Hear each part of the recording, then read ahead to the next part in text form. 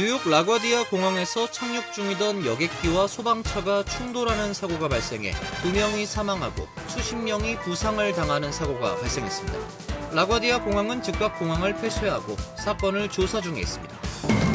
트럼프 대통령은 국토안보부 부분 셧다운으로 혼잡해진 주요 공항에 IC 요원들을 배치한다고 밝혔습니다. 요원들은 주로 공항의 질서 유지에 투입될 것으로 보이지만 불체자를 단속하는 업무도 병행할 것으로 보입니다. 트럼프 대통령이 중동 전쟁 해결을 위해 이란과 생산적인 대화를 나눴다면서 앞서 예고한 이란 발전소 공격을 5일간 유예한다고 밝혔습니다. 협상 결과가 전쟁 확대를 가르는 분수령이 될 전망입니다. 뉴저지 최대 한인타운 팰리세이즈 팍에서 한인 후보 간 치열한 선거전이 예상됩니다. 현직 시장에 연임에 도전하는 민석준 후보가 러닝메이트 시의원 후보들과 함께 후보 등록을 마쳤습니다. 유난히 추운 겨울이 끝나고 기온이 올라가면서 도로에 발생한 수많은 파톨이 운전자들의 안전을 위협하고 있습니다. 파톨로 인한 사망 사고도 발생했습니다. 이상은 오늘의 주요 뉴스입니다. 시청자 여러분 안녕하십니까? KBN 뉴스입니다. 어젯밤 뉴욕 라과디아 공항에서 착륙 중이던 여객기와 소방차가 충돌하는 사고가 발생해 2명이 사망하고 수십 명이 부상을 당하는 사고가 발생했습니다. 라과디아 공항은 즉각 공항을 폐쇄하고 사건을 조사 중에 있습니다. 에어캐나다 지역 항공기가 어젯밤 뉴욕 라과디아 공항에 착륙하던 중 활주로에서 소방차와 충돌해 비행기가 심하게 파손되고 항공기의 조종사와 부조종사 등 2명이 사망하고 41명이 부상으로 병원에 이송됐습니다. 항공사 성명에 따르면 에어캐나다를 대표해 운항하는 제즈 에비에이션 항공편인 이 항공기에는 승객 72명과 승무원 4명이 탑승하고 있었습니다. 항공편은 몬트리올 피에르 엘리엇 트리도 국제공항에서 출발해 밤 11시 45분 라과디아 공항에 착륙하던 중 별도의 사건에 대응하던 구조 및 소방 차량을 들이받았습니다. 공항 당국은 공항을 폐쇄하고 사건을 조사 중에 있습니다. 캐서린 가르시아 항만청장은 소방차가 유나이티드 항공 여객기에서 발생한 별도의 사고에 대응하기 위해 활주로를 가로질러 이동 중이었다고 말했습니다. 유나이티드 항공 조종사는 여객기 내에 악취 문제가 있다고 보고한 것으로 전해졌습니다. 현장의 사진과 동영상에는 케이블과 파편이 엉켜 조종석에 매달려 있는 등 항공기 앞부분이 심하게 손상된 모습이 담겨 있습니다. 근처에는 손상된 응급 차량이 옆으로 누워 있습니다. 충돌 직전 순간 무선 송신기에서 항공교통 관제사가 차량이 활주로 일부를 건널 수 있도록 허가를 내준 후 이를 막으려는 소리가 들렸습니다. 멈춰 트럭 1 멈춰란 무전 내용이 들리고 그런 다음 관제사가 들어오는 항공기의 항로를 변경하라는 다급한 소리도 들립니다.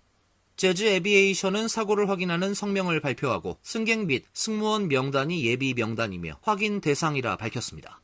국가교통안전위원회는 이 사건을 조사 중이라고 밝혔습니다. 트럼프 대통령은 국토안보부 부분 셧다운으로 혼잡해진 주요 공항에 IC 요원들을 배치한다고 밝혔습니다. IC 요원들은 주로 혼잡한 공항의 질서 유지에 투입될 것으로 보이지만 불체자를 단속하는 업무도 병행할 것으로 보입니다. 트럼프 대통령은 어제 오전 트루소셜에 글을 올려 오늘부터 IC가 훌륭한 교통안전청 직원들을 도우려 공항으로 갈 것이라 전했습니다. 그는 불법적으로 우리나라에 들어온 흉악범을 보호하는 데 급급한 급진 좌파 민주당이 오래전에 합의된 금액을 보류하는 방식으로 미국을 위험에 처하게 하고 있는데도 TSA 직원들은 업무를 계속하고 있다며 민주당을 비난했습니다. IC가 아무리 훌륭하게 일을 해도 무능한 민주당을 이끄는 미치광이들은 비난할 것이라며 IC는 환상적으로 일을 해낼 것이라고 강조했습니다. 강경한 이민 단속 정책에 선봉에 섰던 IC를 투입해 승객 불편을 줄이는 한편 공항 혼잡의 책임을 민주당에 돌리려는 것이 트럼프 대통령의 생각으로 보입니다. 그러나 IC 요원들이 공항 보안 검색 업무를 잘 알거나 관련 교육을 받은 것은 아니어서 실제 공항 투입 시 혼잡도 경감 효과가 즉각 있을지 불분명하다는 지적도 있습니다. 트럼프 대통령은 IC 요원들의 공항 배치를 위협하면서 불법 이민자를 즉각 체포하는 것도 임무에 포함된다고 밝혔습니다. 한편 세계 최고 부자 중 한 명인 일론 머스크 테슬라 CEO가 TSA 직원들의 급여를 개인 자금으로 지원하겠다고 밝혔습니다. 머스크는 지난 21일 SNS X에 전국 공항에서 많은 미국인의 삶에 부정적인 영향을 미치고 있는 이번 예산 교착 상태 동안 TSA 직원들의 급여를 지급하겠다는 제안을 하고 싶다 밝혔습니다. 연방 자료에 따르면 TSA 직원의 수는 약 5만 명이며 연 평균 급여는 약 6만 $1,000 수준입니다. 다만 일론 머스크의 TSA 직원 급여 제안이 실제로 실행될 수 있을지는 미지수입니다. 연방법은 일반적으로 공무원이 직무와 관련된 외부 보수를 받는 것을 금지하고 있습니다. 트럼프 대통령이 중동 전쟁 해결을 위해 이란과 생산적인 대화를 나눴다면서 앞서 예고한 이란 발전소 공격을 5일간 유예한다고 밝혔습니다. 이번 협상 결과가 외교적 해결과 전쟁 확대를 가르는 분수령이 될 전망입니다. 트럼프 대통령은 오늘 자신의 트루소셜을 통해 지난 이틀간 미국과 이란 양국이 중동 지역의 적대 행위를 완전하고 전면적으로 해소하기 위해 매우 유익하고 생산적인 대화를 나눴음을 기쁘게 보고드린다고 말했습니다. 이어 심도 있고 상세하며 건설적인 이 대화의 내용과 분위기를 바탕으로 이란의 발전소 및 에너지 인프라에 대한 모든 군사 공격을 5일간 유예하도록 국방부에 지시했다고 설명했습니다. 대통령은 이번 주 내내 이란과의 대화가 계속될 것이라면서 협상 결과에 따라 발전소 등 공격 여부가 결정될 것이라고 밝혔습니다. 트럼프 대통령은 지난 21일 이란에 48시간 이내에 호르무즈 해협을 개방하지 않는다면 발전소를 초토화하겠다고 경고했습니다. 이란 역시 더 강력한 수준의 보복에 나서겠다고 밝혀 확전 우려를 키웠습니다. 그러나 양측이 그 이후 대화를 진행해왔다는 점을 트럼프 대통령이 확인함에 따라 적대 행위 종식을 위한 협상에 대한 기대감이 커질 것으로 전망됩니다. 협상이 성과를 낼 경우 중동 지역 긴장이 완화될 수 있지만 결렬 시 군사 충돌이 다시 격화될 가능성도 있다는 전망입니다. 특히 종전 조건으로 대이란 공격 재발 방지 약속, 전쟁 배상금 등을 요구해온 이란의 반응과 후속 대응이 당면 관심사로 부상했습니다. 반면 이란 메으르 통신은 이란 외무부 소식통을 인용해 현재 이란과 미국 사이에 어떠한 대화도 없다고 보도했습니다. 소식통은 트럼프 대통령의 발언들은 폭등하는 에너지 가격을 낮추려는 정치적 수사이자 자신의 군사 계획을 실행하기 위한 시간을 벌려는 의도적인 노력의 일환일 뿐이라고 비판했습니다. 미국 내 디젤 평균 가격이 갤런당 $5를 넘어선 가운데 고유가가 공급망 전체의 가격을 올리면서 소비자 물가 상승으로 이어질 수 있다는 경고가 나왔습니다. 미국 자동차 협회에 따르면 오늘 전국 평균 디젤 가격은 갤런당 $5.28를 기록하고 있습니다. 지난달 28일 전쟁 이전보다 약 40% 오른 수치입니다. 디젤 가격이 크게 오른 10개 주 가운데 8주가 남동부에 위치해 있으며 특히 사우스캐롤라이나는 만 한 달 동안 가격이 약 51% 올랐습니다. 디젤 가격이 장기간 높게 지속되면 공급망 전역에 도미노 효과를 불러 결국 기업들이 소비자 상품 가격을 올릴 수 있다는 지적입니다. 제롬 파월 연준 의장도 지난 18일 디젤 등 석유 상품 가격이 매우 많은 품목 가격에 영향을 준다며 식품 에너지를 제외한 근원 인플레이션에 미치는 영향이 실질적이고 중대하다고 경고했습니다. 전문가들은 경유 가격이 40% 오르면 대부분의 화물 회사의 전체 비용은 약 10% 상승한다고 분석했습니다. 지난 2022년 러시아 우크라이나 전쟁 당시 발생했던 디젤 가격 폭등도 캘리포니아 소비자들의 우유 가격 상승의 주요 원인이 된 것으로 알려졌습니다. 디젤은 화물 배송 트럭, 대중교통 선박, 농기계 건설 장비 등에 사용되는 핵심 에너지원입니다. 따라서 그는 일반 소비자들이 비용을 즉시 체감하지 않더라도 기업들은 공급망을 통해 이미 전가하기 시작했다고 설명했습니다. 한편 AAA에 따르면 오늘 미국 전역 평균 휘발유 가격은 갤런당 $3.95를 기록했으며 이란 전쟁 이후 한 달 만에 갤런당 $1.02 올랐습니다. 특히 캘리포니아, 워싱턴, 하와이의 평균 휘발유 가격은 모두 갤런당 $5를 넘었고 뉴욕 $3.85, 뉴저지 $3.88를 기록하고 있습니다. 트럼프 2기 행정부의 강경 이민 정책 여파로 미국 내 합법 이민 규모가 눈에 띄게 감소한 것으로 나타났습니다. 특히 유학생과 취업비자, 가족 초청 이민 등 주요 합법 이민 경로 전반에서 위축 현상이 뚜렷해지고 있습니다. 국무부 자료에 따르면 지난해 1월부터 8월까지 발급된 이민 및 비이민 비자는 전년 같은 기간보다 약 25만 건 감소해 11% 줄어든 것으로 집계됐습니다. 이번 감소는 영주권뿐 아니라 유학생, 취업자, 가족 초청 등 대부분의 합법 이민 카테고리에서 나타났으며 관광비자 역시 감소세를 보였습니다. 유학생 비자의 경우 30% 이상 급감에 가장 큰 타격을 입은 분야로 분석됐고 의료 레지던트 프로그램과 연계된 교환 방문 비자도 크게 줄은 것으로 나타났습니다. 또 일부 가족 초청 비자는 27% 이상 줄은 반면 직계 가족 중심의 일부 영주권은 소폭 증가하는 등 이민 구조 자체가 재편되는 양상도 나타났습니다. 이 같은 흐름을 두고 평가는 엇갈리고 있습니다. 비판론자들은 합법 이민 감소가 미국 경제와 혁신 경쟁력을 약화시킬 수 있다고 우려하고 있습니다. 실제로 일부 연구에서는 이민 감소로 노동력 부족과 성장 둔화 가능성이 제기되고 있습니다. 특히 첨단 산업과 의료 분야에서 외국 인재 의존도가 높은 상황에서 유학생과 전문직 비자 감소는 장기적으로 미국 경쟁력에 부담이 될 수 있다는 지적입니다. 반면 트럼프 대통령 지지 측에선 이러한 정책이 미국 노동자를 보호하고 일자리 기회를 확대하는 데 필요하다는 입장을 내세우고 있습니다. 전문가들은 이민 감소는 단순한 인구 문제를 넘어 노동시장, 세수, 경제성장 전반에 영향을 미칠 수 있다며 정책 방향에 대한 장기적 검토가 필요하다고 강조했습니다.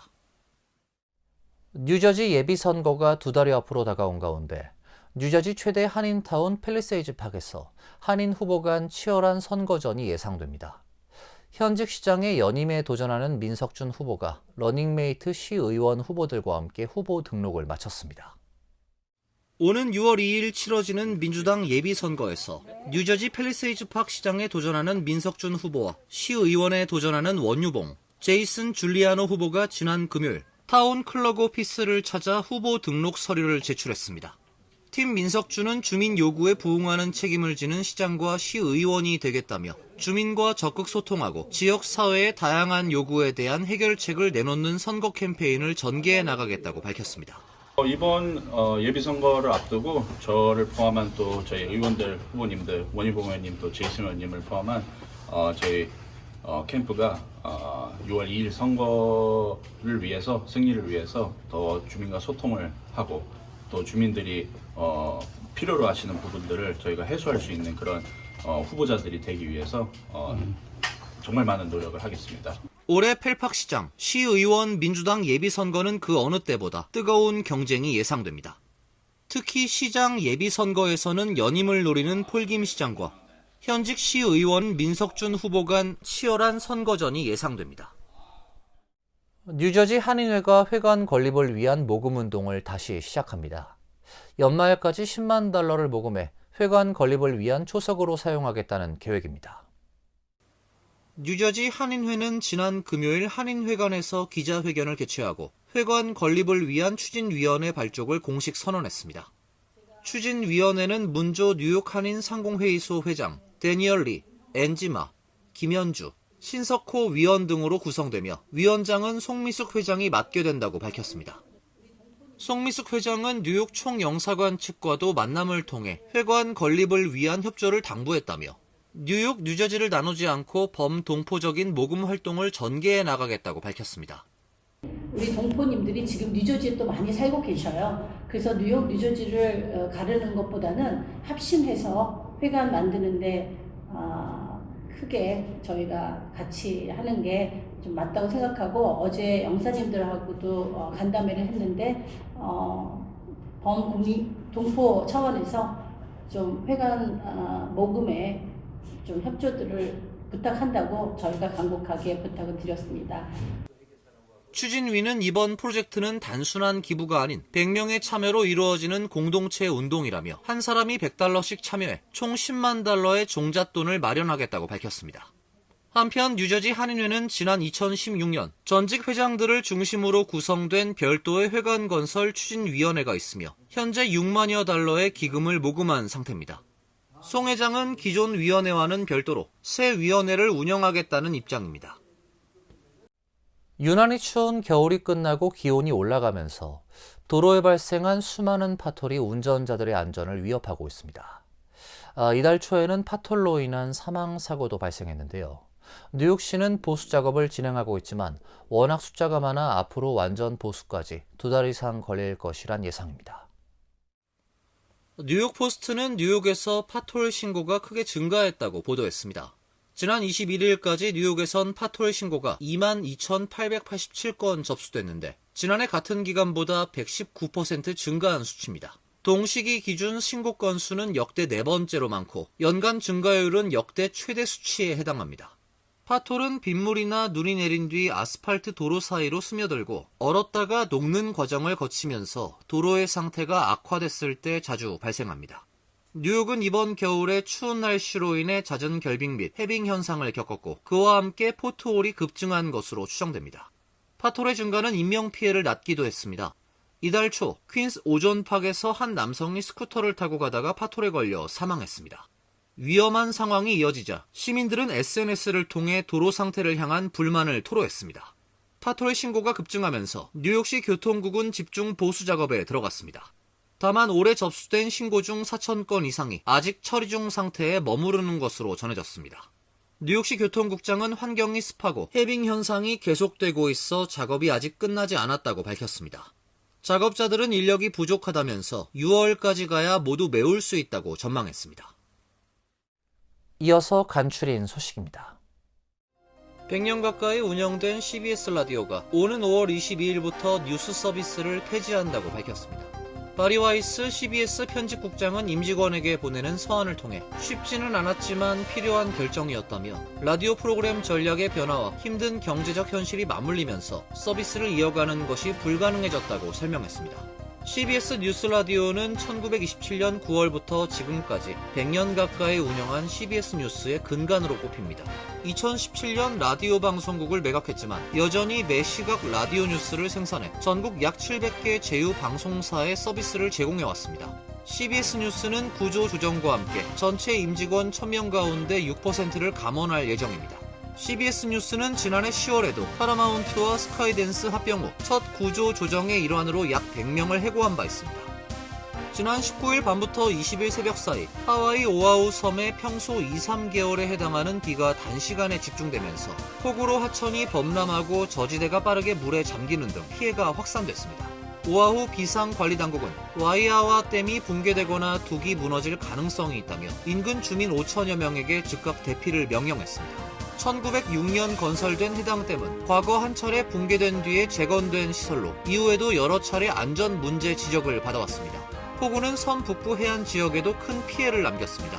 강한 물살과 범람으로 도로와 차량, 주택이 침수되거나 떠내려갔고 일부 지역은 접근이 어려울 정도로 상황이 악화됐습니다. 현재까지 최소 200명 이상이 구조됐으며 헬기와 보트를 동원한 수색 구조 작업이 계속되고 있습니다. 조란 맘다니 뉴욕시장은 지난 20일 뉴욕시 재정국 신임국장으로 한인 리처드 이 씨를 임명한다고 발표했습니다. 이 신임국장은 아주인 평등회와 퀸즈 보로청 예산국장 등 공직 경험을 거친 인물로 2021년 뉴욕시 의원에도 출마한 바 있습니다. 뉴욕시 재정을 총괄하는 국장에 한인이 임명된 것은 처음으로 이 신임 국장은 시 정부 서비스를 위한 연 500억 달러 규모의 세입 징수와 총 시장 가치가 1조 5천억 달러를 넘는 100만 개 이상의 부동산을 평가하게 됩니다. 시 정부의 100억 달러 규모 재정을 관리하고 시 공무원 연금 제도에 대한 자문 역할도 수행합니다. 리처드 이 국장은 뉴욕 시민이자 이민자의 아들로서 시민들을 위한 헌신을 이어갈 수 있게 돼 영광이라며 지역 사회의 시 재정이 공평하게 분배되도록 노력하겠다고 밝혔습니다. 뉴욕주 식당과 소매점 등에서 현금 결제를 거부할 수 없도록 하는 법안이 지난 21일 발효됐습니다. 사업체들은 고객들에게 무조건 크레딧카드 결제만 요구할 수는 없게 됐습니다. 뉴욕주 현금 결제 거부 금지 법안은 은행 계좌가 없거나 크레딧카드, 직불카드 사용이 어려운 저소득층과 고령층, 이민자 등 소외계층이 필수 상품과 서비스에 접근할 수 있도록 보장하는 데 초점을 맞추고 있습니다. 뉴욕시 전체 가구 중 7.6%가 은행 계좌 없이 현금에 의존하고 있으며 흑인 가구의 10.9%, 히스패닉 가구의 14.5%가 금융 접근성이 부족한 것으로 조사됐습니다. 법안 위반 시 최대 $1,000의 과태료가 부과되며 이후 위반 횟수에 따라 과태료는 최대 $1,500까지 더 올라갈 수 있습니다. 환율과 증권 소식입니다.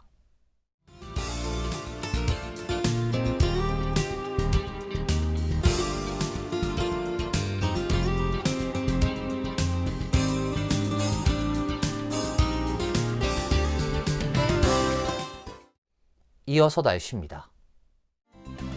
내일은 대체로 맑은 날씨가 예상됩니다. 낮 최고 기온 49도, 섭씨 9도, 밤 최저 기온 40도, 섭씨 4도로 예상됩니다. 수요일은 구름이 많은 흐린 날씨가 예보돼 있습니다.